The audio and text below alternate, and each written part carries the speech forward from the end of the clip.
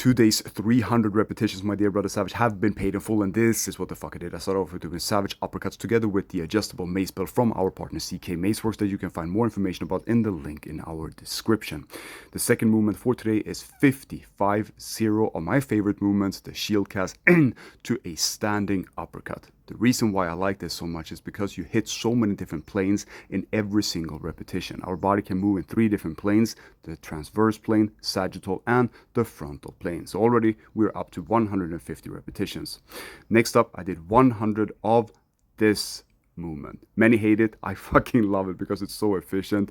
100 of these, 50 on my right side and 50 on my left side. We're up to 250 repetitions. Last but not least, this picks up the fucking pace.